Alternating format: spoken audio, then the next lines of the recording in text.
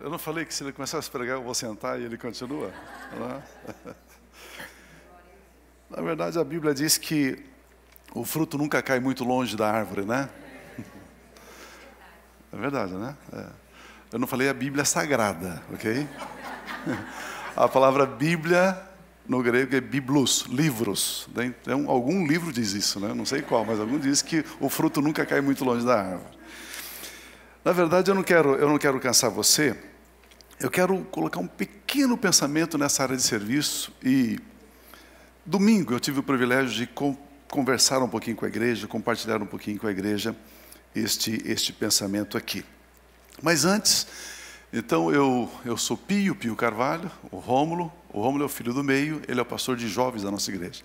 Tem o filho mais velho, o Derek, e tem a filha caçula, Lohana, ok? O Rômulo tem 2 filhos, o Derek mais velho tem 2 filhos, e a Lohana, ela está esperando também um bebê, uma criança, né? Então, avô, embora tão jovem, né? Tão jovem, né? Avô aí de 5 netinhos, 5 crianças, graças a Deus. A minha esposa é a Rose trabalha comigo também na igreja de uma forma muito intensa, bastante participativa, cooperadora conosco lá em todos os momentos. Nossa igreja é uma igreja muito simples, trabalhamos muito no feijão com arroz, um bife acebolado e um ovinho frito, né? Tá bom assim, não tá? Gostoso, legal, bem tranquilo assim. Graças a Deus, no ano que vem estamos celebrando 25 anos que nós começamos o nosso projeto em Curitiba, 25 anos atrás. Hoje a gente tem um pouquinho mais de 7 mil membros na igreja local, um total de 20 e tantas igrejas que nós temos. Se somar todos, eu sempre digo, né, se contar o nariz, a gente deve ter assim, uns 20 mil membros. Se contar as orelhas, um pouquinho mais, né? Então temos aí um grupo que está servindo ao Senhor com alegria e sempre trabalhando na tecla de que o nosso ministério, ele começou quando Jesus disse, tetelestai, está consumado. É a partir desse momento. Não é mais por performance, não é mais por suar a camisa, não é mais pelo que eu faço, mas é pelo que Cristo Jesus fez. Pelo que Jesus fez. Essa é a essência da mensagem da igreja do Senhor Jesus. Evangelho não tem nada a ver com a sua obediência.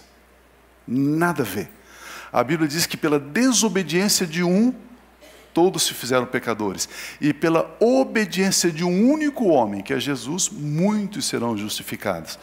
Então tem a ver com a obediência de Cristo. Você aceita que Ele obedeceu? Aceito. Então a obediência dele passa a ser sua obediência. Assim como ninguém vai para o inferno porque pecou. Ninguém vai para o inferno porque pecou. Se as pessoas forem para o inferno, elas vão porque elas rejeitam a salvação. Rejeitou a salvação. Tá? Essa é a compreensão simples do Evangelho. Um tal de Adão pecou, não conheço ele, nunca vi. Na verdade foi Eva, né? Mas Adão, né? Adão, porque o homem sempre assume, né? Adão, né? E aí, uma dívida imensa, impagável. Isso veio sobre as minhas costas. Eu falei, Deus, isso é injusto. Por que eu vou ter que pagar a conta de Adão? Deus olhou para mim e falou, Pio, eu concordo com você, é injusto. Por isso que eu mandei o meu filho, que é o último Adão, para que nele você pudesse ser justificado, perdoado, santificado, tivesse comunhão comigo, relacionamento comigo, intimidade comigo, através de Cristo. Se você é curioso, por gentileza, leia Efésios, e todas as vezes que você encontrar a expressão em Cristo, nele, por meio dele, dele, para ele, você dá uma grifadinha assim, você vai ver que Efésios é Jesus do começo ao fim. Ele é o alfa, ele é o ômega, ele é o princípio, ele é o fim, e eu e você nele fomos justificados. Ele é o Cordeiro de Deus, ele é o Cordeiro de Deus que tira o pecado do mundo. Ele tirou ou não? Tirou, aleluia. Essa igreja é fácil pregar, hein? Meu Deus! Claro que ele tirou. Claro que ele tirou.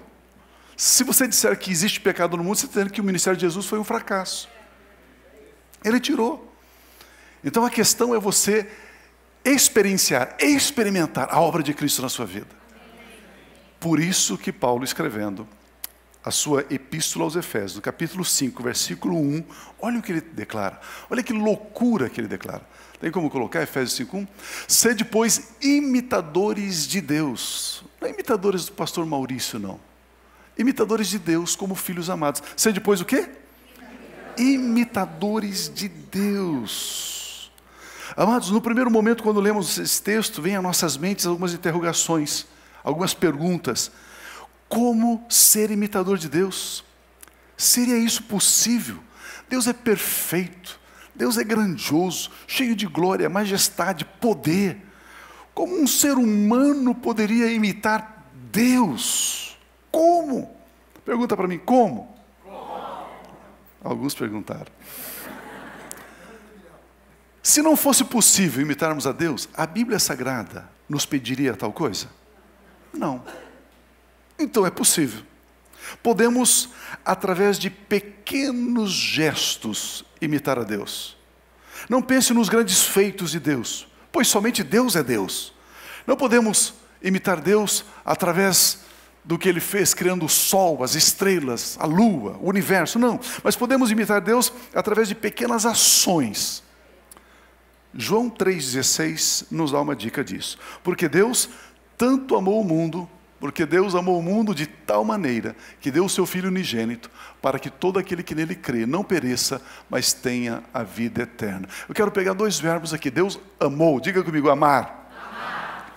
De tal maneira que deu, diga dar. Dar. Amar. Amar é algo que está ao nosso alcance. Quando você ama, você imita Deus. Deus é amor. O texto diz que Deus amou o mundo de tal maneira. Ah, Pio, eu não consigo amar o mundo. Mas que tal se você amasse você? A Bíblia diz que eu tenho que amar o próximo como eu amo a mim mesmo. Se eu não amo a mim mesmo, eu vou amar o próximo? Que tal se você começasse gostando do seu cabelo? Que tal se você gostasse da verruga na ponta do nariz? Que tal se você gostasse da cor da sua pele, da sua altura, da sua estatura, da sua largura? Não, largura não. Que tal se você começasse a olhar, como eu faço de manhã, eu olho no espelho e digo, uau, 90 quilos de carne de primeira, não tem carne de pescoço. Não tem carne de pescoço. Ame você. Ei, está na hora de você olhar para você e dizer assim, Deus, obrigado pela minha vida, pela minha existência. E quando você ama você consegue amar o próximo. E depois que você aprender a amar o próximo, você vai um pouquinho além. Você pode amar a todos. Todas as pessoas que passar no seu caminho, você pode amar. Que tal se você colocasse na sua agenda, ei, uma vez por dia, eu vou elogiar alguém. Uma vez por dia, eu vou elogiar alguém. Alguém que abasteceu meu carro, alguém que me serviu alguma coisa, alguém que encontrei, e eu vou dizer, muito obrigado. Olha, eu sou muito agradecido. Parabéns, que trabalho lindo. Maravilhoso. Good job, thank you.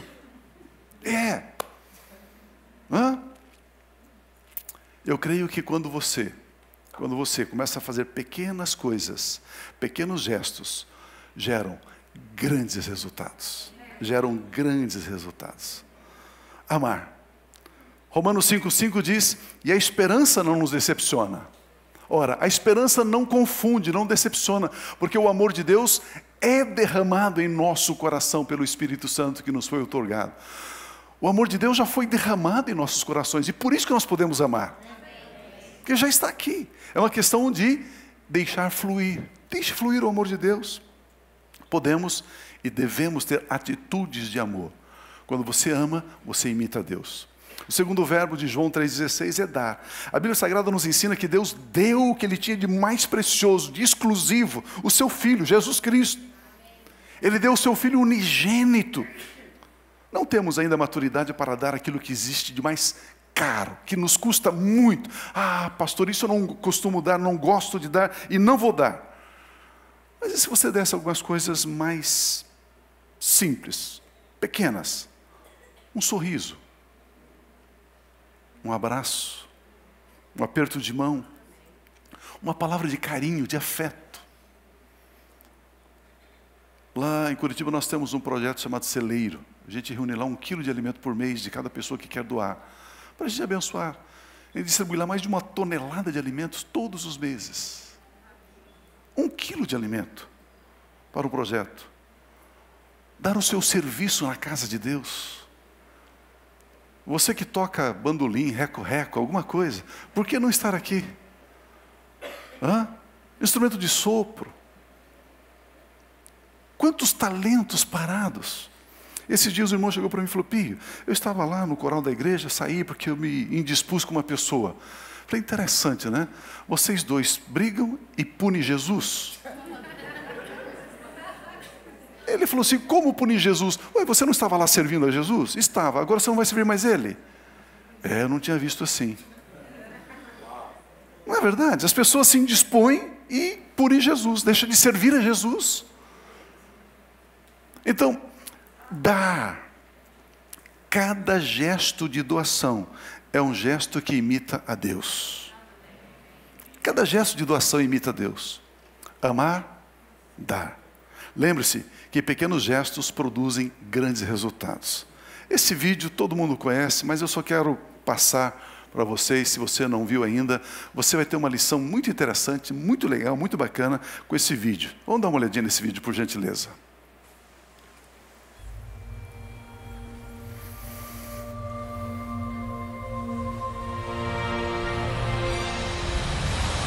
Imagine que você está no comando de um imenso navio, movendo-se em alta velocidade. Como é possível para uma única pessoa mudar o curso de algo tão grande? Para mudar o curso do navio, o capitão gira a roda do leme na cabine de comando. Isso aciona o leme em si, que fica submerso, movendo assim o navio. Mas o leme de alguns transatlânticos pode ser tão grande quanto um prédio de 10 andares. Assim sendo, o que move o leme? Um outro leme minúsculo anexo ao leme grande chamado Trim Tab. Graças às maravilhas da engenharia, quando o Trim Tab move-se para um lado, cria vácuo suficiente para acionar o leme grande. O Trim Tab é minúsculo comparado ao tamanho e ao peso do navio. No entanto, é o Trim Tab que determina o curso da embarcação. Às vezes pode parecer que fazer mudanças na vida ou no trabalho é como conduzir um grande navio. Mas o princípio do Trim Tab, de que pequenas mudanças podem exercer grande impacto, aplica-se a muitas áreas. Lembro-me de uma grande metrópole que buscava uma grande solução para um grande problema. Nova York estava dominada pelo crime. Para resolver o problema, as autoridades inicialmente achavam que precisavam fazer algo grande, algo heróico, como eliminar desigualdades ou reformar os serviços sociais. Em vez disso, começaram a pensar diferente. E se focassem nos pequenos crimes? Crimes que indicavam desordem na cidade e convidavam a crimes mais graves. Voltaram suas atenções a pequenas violações que ocorriam no metrô. Criaram novas formas de limpar rapidamente as pichações dos vagões.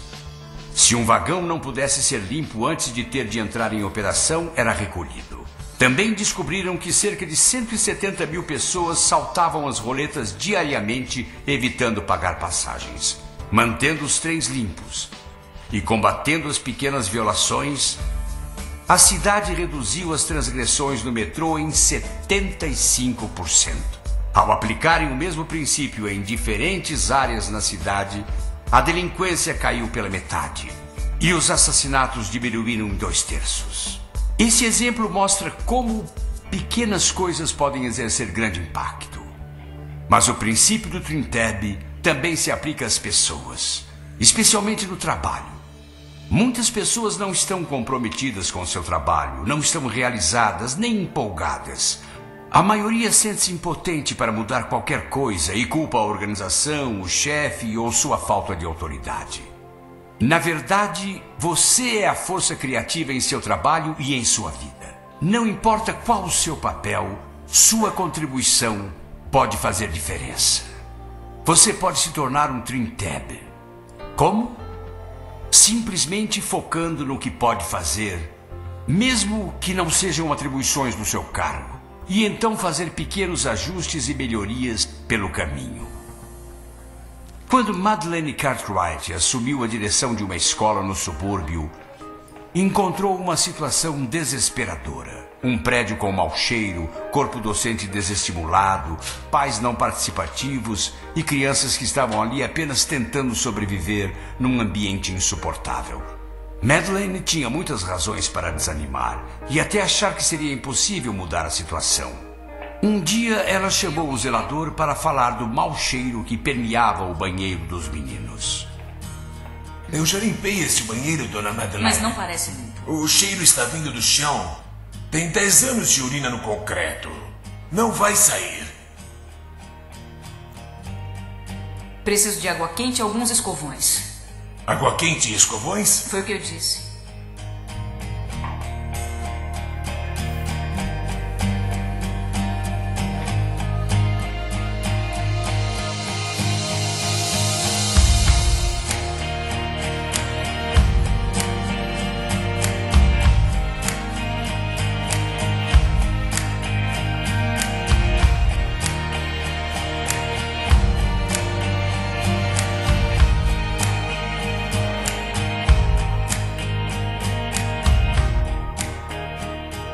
O mau cheiro foi embora, não foi?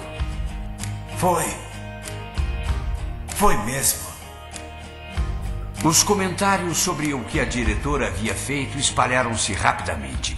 Os alunos e os professores e até mesmo os pais falavam a respeito. E mesmo fora da escola, na comunidade, todos falavam a respeito. Se ela pretendia enviar um sinal claro de que a escola estava mudando, conseguiu. Ela também notou que dia após dia algumas crianças iam à escola com as mesmas roupas sujas. Ela achava que se a criança se sentisse suja e sem atenção, isso afetaria sua capacidade de aprender. Então levantou fundos para comprar uma lavadora e uma secadora e a comunidade ajudou a angariar roupas. Se as crianças vinham com roupas sujas, podiam trocar pelas roupas extras e ir para a aula. Professores e outros voluntários lavavam a roupa e quando as crianças voltavam à tarde, suas próprias roupas estavam limpas e dobradas. Ela continuou a aplicar o princípio do Trim Tab de muitas formas. Logo, todos estavam envolvidos e comprometidos com o novo espírito da escola. Uma cultura de fazer o que fosse preciso emergiu entre os professores e demais funcionários. Juntos, eles enfrentaram de frente e superaram os desafios que impediam que as crianças aprendessem. Eles davam comida, cuidavam das necessidades médicas e até lutaram contra o comércio de drogas no bairro. A escola tornou-se um abrigo seguro para as crianças. Madeleine Cartwright sabia que as crianças conseguiriam aprender se suas necessidades básicas fossem satisfeitas. E se elas soubessem que era isso que se esperava delas. Toda a comunidade respondeu, as médias aumentaram consideravelmente e a escola mudou. Lembre-se, o segredo para o grande é o pequeno. Tornar-se um Trim Tab começa com a identificação de uma necessidade, seguida de ações. Você não precisa ter o cargo mais empolgante ou de alto escalão para ser bem-sucedido, para amar seu trabalho. Todos os dias você enfrenta momentos de escolha, momentos onde você pode escolher ser um Trim Tab. Pode trabalhar além das atribuições do seu cargo, mas dentro do seu círculo de influência e exercer um impacto tremendo.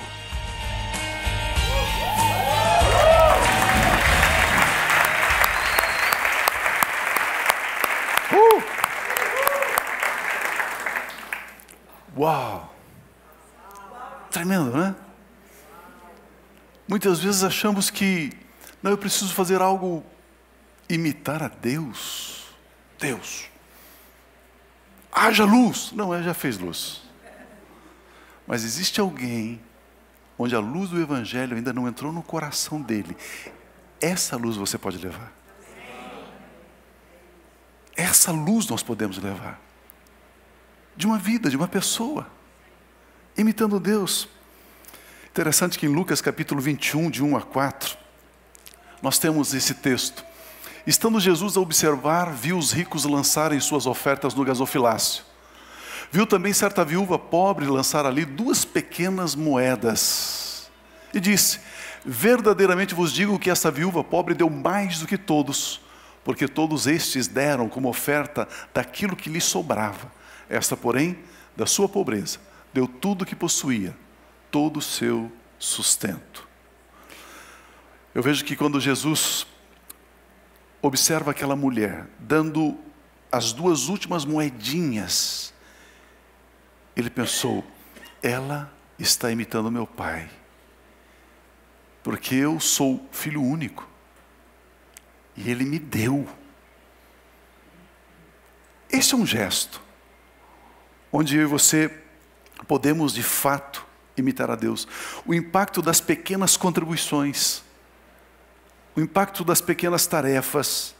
A atitude dessa viúva trouxe um grande impacto sobre Jesus. Essa viúva recebeu uma palavra de admiração, de honra do Senhor Jesus.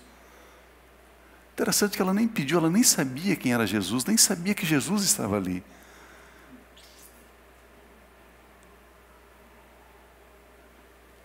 Atitudes que imitam a Deus são aquelas que você faz sem esperar nada em troca. Faça porque você quer fazer. Eu me lembro, na escola eu sempre passava um filme de uma história nos Estados Unidos, e aí era num colégio, e o aluno estava correndo, andando sobre a grama. O professor disse para ele: filho, ande pela calçada. Aí o menino vem para a calçada e diz: professor, é bom para a grama, né? O professor disse: não, é bom para você. Não é para a grama, é para você. Eu gosto muito das definições de caráter. Caráter é isso, caráter é aquilo outro, e curso sobre caráter. Um dia eu vi uma professora, já idosa na nossa igreja, dizer: caráter é tudo aquilo que você faz de correto, de certo, mesmo quando ninguém está te vendo. Isso é caráter. Isso tem a ver conosco, cristão, povo de Deus. É interessante que eu e você podemos experienciar essa vida de sermos imitadores de Deus.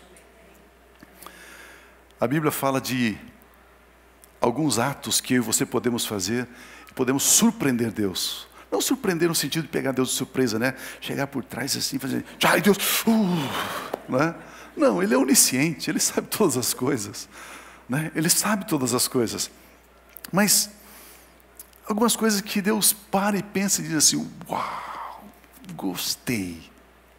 Sabia que Deus não tem complexo de inferioridade? Ele não tem. Ele criou todas as coisas e disse para Adão: é teu. Não é? É teu. Ele disse para Abraão: Abraão, sê tu uma bênção. E Abraão disse: tá bom. E Abraão sabe: o que é ser bênção? Eu não sei, Deus não falou o que é, Ele não definiu o que é ser uma bênção.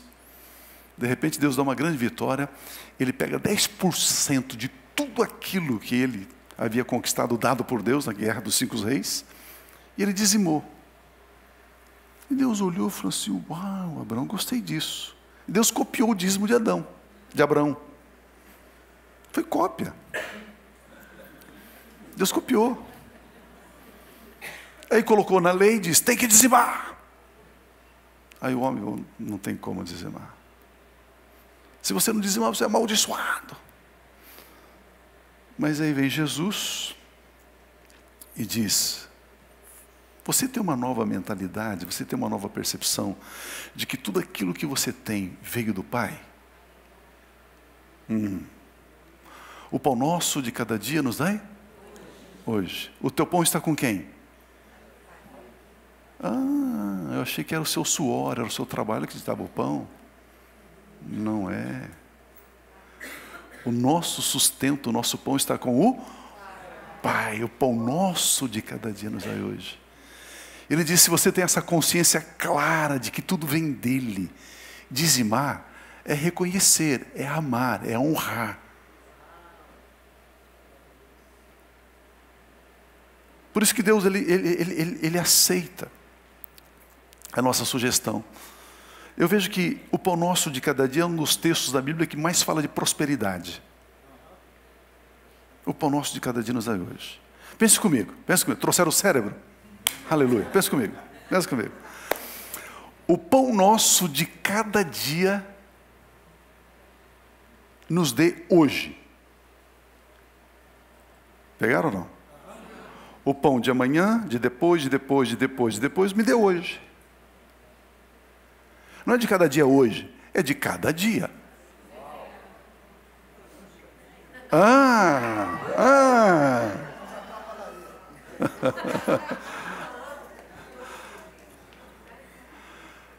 E por que eu quero o pão de um ano todo hoje? Eu quero abundância, eu quero prosperidade.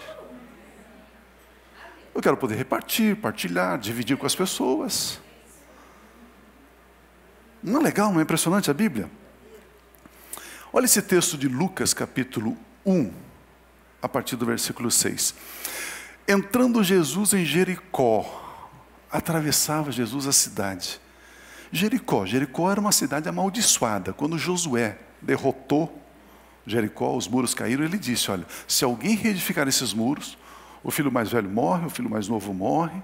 Tinha uma maldição sobre essa cidade. E Jesus vai nessa cidade. Interessante, né? Tem crente que é o seguinte: olha, cuidado com aquele chá, porque aquele chá é da nova era. Cuidado com aquela cor aquela cor do arco-íris lá tal, é do LGBT.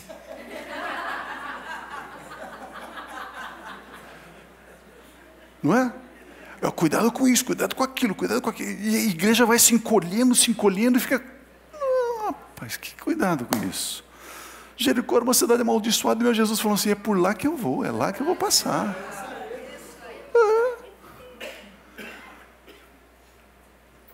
E o texto diz que ele passa por ali. Havia um homem rico, chamado Zaqueu, chefe dos publicanos. Vocês sabem que os publicanos eram os cobradores de impostos. Eles cobravam os impostos para enviar para os romanos. Você imagina, um judeu cobrando imposto dos judeus para enviar para Roma. Um traidor. O texto diz que ele queria ver quem era Jesus. Ele queria ver. Não queria conversar, queria ver quem era Jesus. Versículo 3. Ele procurava ver quem era Jesus, mas não podia, por causa da multidão, por ser ele de pequena estatura. Então, correndo adiante, subiu a um sicômoro, uma figueira brava, a fim de vê-lo, porque por ali havia de passar. Jesus vai passar por aqui. Você sabia que Deus ele deixa alguns sinais que você pode perceber, prever o que ele vai fazer? Eu não sei se vocês perceberam, eu não sei como chamar isso, de mover, de avivamento, de unção, de sopro, de fogo, eu não sei o nome disso. Eu não sei o nome que vão dar, qualquer nome. Mas eu tenho certeza que algo vai passar sobre o Brasil. Irmãos, algo vai passar sobre a nação brasileira. Algo vai acontecer. A Rede Globo, querendo ou não querendo, ela vai ter que publicar, noticiar o nosso presidente com a Bíblia debaixo do braço, levantou da mão, orando. Ela vai ter que fazer alguma coisa. Sei. Zaqueu disse: espera lá, tem 2 ruas em Jericó. Segundo os estudiosos, tinha 2 ruas. Jesus chegava numa bifurcação, ou ele ia para cá ou ia para cá. Zaqueu disse: não, ele vai para cá. E correu e subiu numa árvore. Não sei se vocês estão entendendo, vocês têm 3 dias para a gente ficar nessa expressão aqui. E correndo adiante. Você pode, ele permite Deus é tão fantástico que você pode correr um pouquinho na frente de Deus, sim. E pode prever, Deus vai fazer isso. Eu estive com o pastor Jorge vendo o local novo que vocês daqui a pouco estarão lá.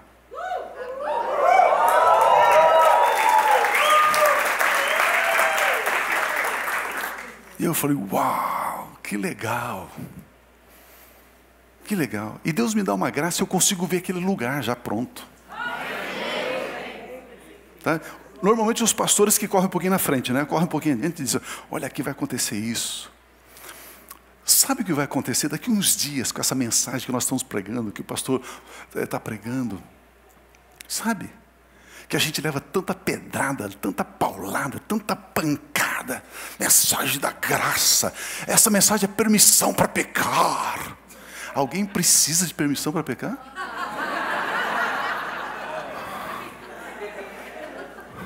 Então veja o contrário. Se eu proibir a minha igreja de pecar, ninguém peca. Mas uma das coisas que daqui a uns dias, escuta o que eu estou falando, é profético. É profético, é de Deus. Daqui a uns dias, essa nossa mensagem vai começar a frutificar. E nós veremos sinais, prodígios, maravilhas, dons do Espírito Santo, lares restaurados, pessoas libertas, pessoas vivendo em abundância, pessoas vivendo em vitória, pessoas vivendo a vida do reino de Deus. Aleluia! É assim.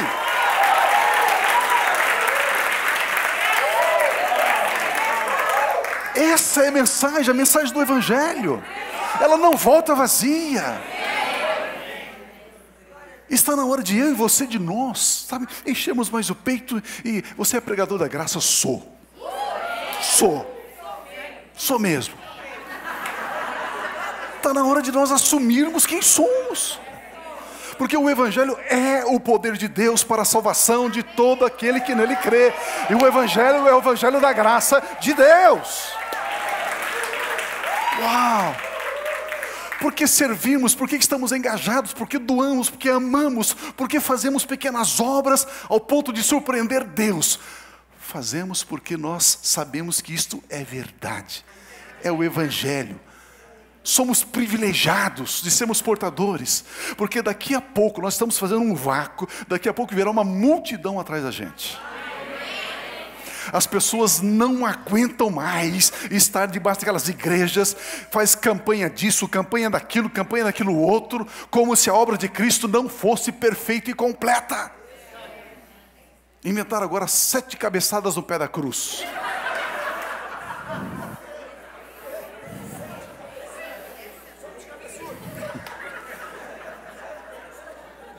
Que coisa impressionante. O povo, amados, o povo está sofrendo.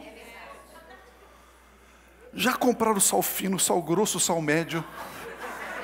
Já compraram rosa, amarela, rosa isso. Já varreram os cantos da casa. Esses dias um pastor amigo. Ele é de São Paulo, estava lá em Curitiba já há muitos anos. Ele teve que vir para São Paulo, veio dirigindo, chegando em São Paulo, ligou o rádio lá para pegar alguma rádio cristã. Dali a pouco, conte a bênção, minha irmã. Olha, eu estava com uma doença assim. E ele parou e falou, uau, é minha mãe. É a minha mãe. Estava com um problema de saúde, assim. E o irmão orou aqui e tal. Eu vim aqui na igreja e fui curado e tal. E eu falei, é minha mãe. Qual o endereço? Rua tal, casa tal. É minha mãe. É minha mãe. E aconteceu isso mesmo com a mãe dele. Só que há 10 anos atrás. Testemunhos gravados de 10 anos atrás, colocando na rádio hoje, como se fosse hoje. E a mãe dele já tinha morrido, inclusive.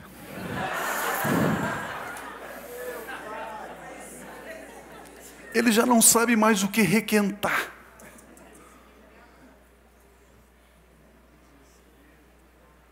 Então está na hora, queridos, de nós levantarmos. Falei, irmãos, sabe? E Jesus vai passar por aqui. Não, Pio, ele já está aqui. Ok. Não é disso que eu estou falando. Estou falando passar assim de uma forma inédita, diferente, soberana, poderosa, gloriosa. Sabe, para as pessoas olharem e dizer assim, uau, o que está acontecendo?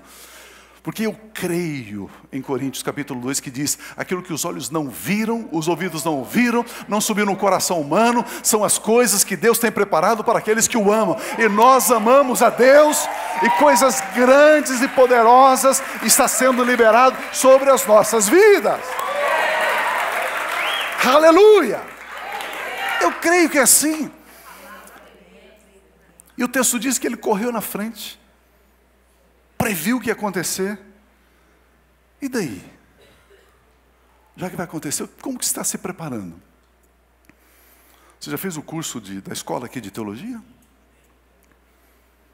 Na sua empresa, você já está preparando?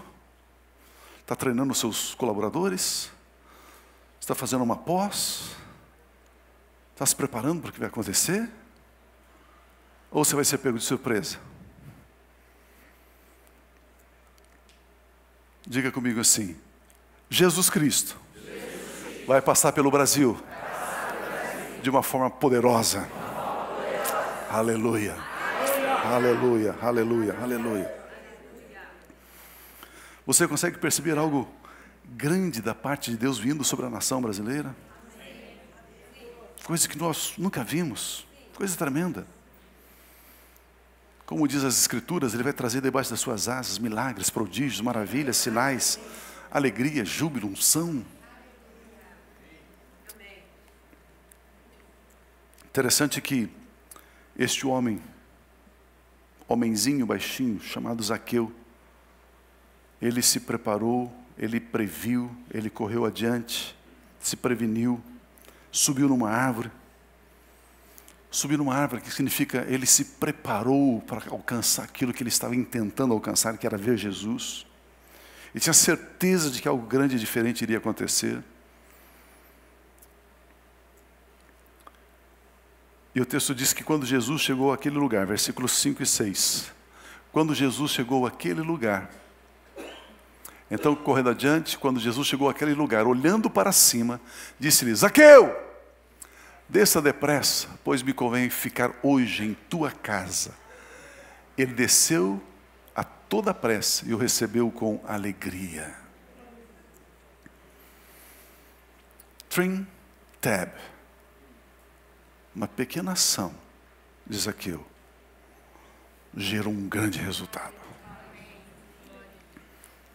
Jesus foi para a casa de Zaqueu. Você imagina isso? O Criador do universo. Zaqueu não dormiu aquela noite. Não dormiu aquela noite. É impossível. Aquele que se curva para ver as estrelas, que chama cada uma pelo nome, roncando no quarto da casa de Zaqueu. Você pode imaginar isso? E Zaqueu pensou, Deus, eu só queria ver o Senhor. Jesus disse, Zaqueu, você me surpreendeu. Um homem rico, tomou uma atitude simplória, subiu numa árvore. Não, Zaqueu, Zaqueu, você me surpreendeu, agora eu vou surpreender você. Trim Tab, você vai colher alguma coisa aqui, Zaqueu. Queridos, existe recompensa na graça. Existe recompensa na graça.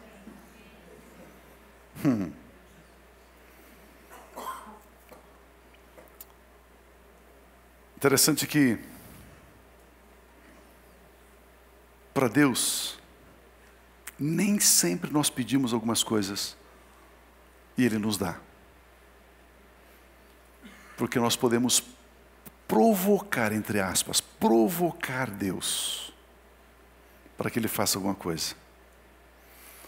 A atitude daquela viúva de depositar 2 moedinhas mexeu com Jesus.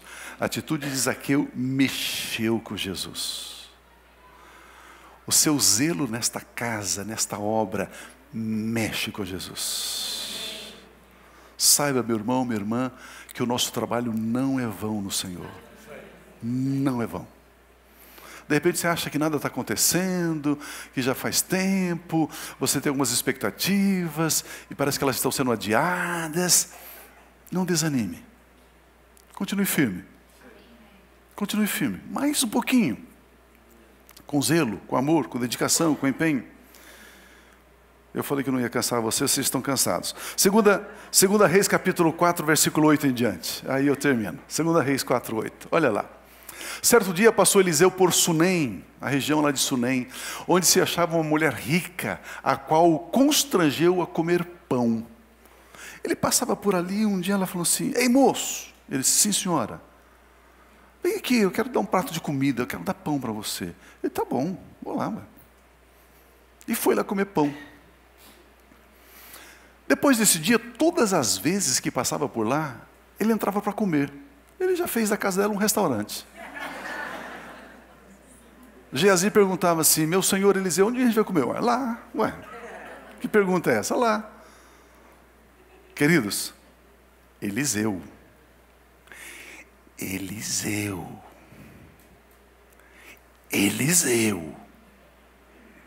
Não é pouca coisa não, Eliseu.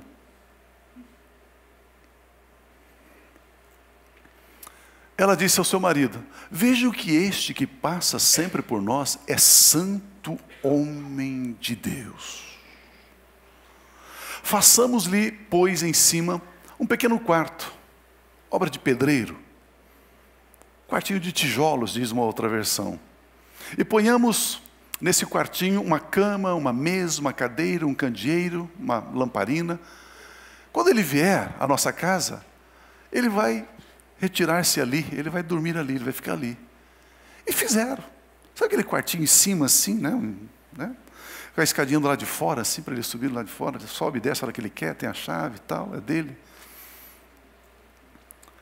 Um dia, vindo ele passar por ali, retirou-se para o quarto e se deitou. Tem outra versão que diz assim, retirou-se para o seu quarto, ele já tomou posse, esse é meu. Queridos, essa mulher, esse é o espírito de servir na igreja. O camarada passa e diz, escuta, eu quero dar um prato de comida. E todas as vezes que passava ali, ela dava comida para ele.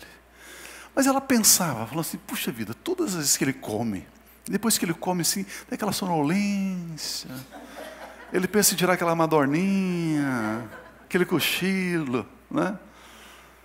Take a nap. E aí ele não tem onde dormir. Eu vou fazer um quarto para esse camarada. E fez um quarto. Então ele disse ao seu moço Geazi, chama esta sunamita. Chamando-a, ela se pôs diante do profeta.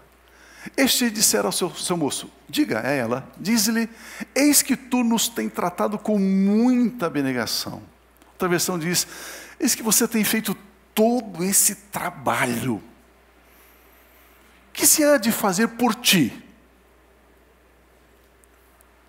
Haverá alguma coisa de que se fale a teu favor ao rei? Eliseu disse, se eu disser para o rei, faça isso, o rei vai fazer. Haverá alguma coisa que se fale a teu favor ao rei ou ao comandante do exército? Ela respondeu, habito no meio do meu povo, ou seja, eu não preciso de nada. Não quero nada não. Mas mulher, todo mundo faz alguma coisa querendo alguma coisa em troca. Ela diz, eu não. Não, mas na igreja você começa a servir, e se o pastor não cita o seu nome, não dá um tapinha nas costas, você desanima e para de servir. Ela diz, eu não preciso de elogio não. Não preciso de reconhecimento não. Imagine, pense comigo, eu e você somos eternos devedores a Deus. Tem como pagar a Deus pelo que Ele fez? E por que você acha que se você fizer 3 dias de jejum, Ele vai dever para você, vai ter que dar alguma coisa para você?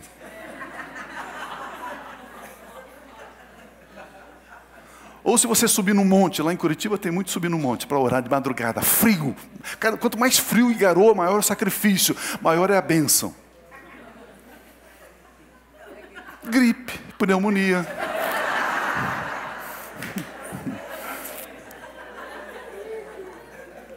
Tem como fazermos alguma obra para Deus, para Ele ficar devedor a nós, para Ele nos pagar? Não tem como. Então por que eu trabalho? Eu trabalho por gratidão, por amor, por louvor, por devoção, por zelo. É assim que nós fazemos. Ela diz, olha, eu habito no meio do meu povo, eu não preciso de nada não, homem de Deus. Então diz o profeta, o que é de se fazer por ela? Ela estava surpreendendo Deus, ela estava trabalhando, fazendo, e Deus estava surpreso, Deus estava se sentindo emparedado. Deus estava dizendo o seguinte, eu estou devendo para essa mulher. E Deus diz, sabe quando que eu vou ficar devendo para alguém? Nunca. Você consegue vencer Deus no dar? Não. Tem como. Não tem como. Geazi respondeu, olha, eu estive conversando por aí e tal, e aí descobri o seguinte, né? É o Sherlock Holmes, Geazi também, né? Foi pesquisar. Ora, ela não tem filho, e seu marido é velho. Disse Eliseu, chama. Chamando-a ele, ela se pôs à porta. Disse-lhe o profeta, por este tempo, daqui a 1 ano, abraçarás um filho. Ela disse, não, meu senhor, homem de Deus, não mintas a tua serva. Olha a mentira aí, ó. Concebeu a mulher e deu à luz um filho. No tempo determinado, quando fez 1 ano, segundo Eliseu lhe dissera. E agora eu quero encerrar dizendo o seguinte, assim diz o Senhor, no máximo daqui 1 ano, toda e qualquer área da sua vida, que está estéril, que não está gerando vida, que não está frutificando, se eu fosse você eu recebia, eu estou aqui falando da parte de Deus. No máximo daqui 1 ano, toda e qualquer área da sua vida que está estéril, que não está frutificando, que não está abundando, assim diz o Senhor, haverá uma grande colheita, uma grande frutificação, haverá uma grande abundância da parte de Deus na sua vida, em o nome de Cristo Jesus. Receba essa verdade. Isto é assim. Aleluia! Cada gesto, cada abraço, cada sorriso, cada trabalho, cada obra, por menor que seja, saiba de uma coisa, não será vã diante do Senhor, haverá frutificação, haverá colheita, haverá abundância, porque esta é a palavra de Deus sobre a sua vida, em o nome de Cristo Jesus. Aleluia! Aleluia! Aleluia!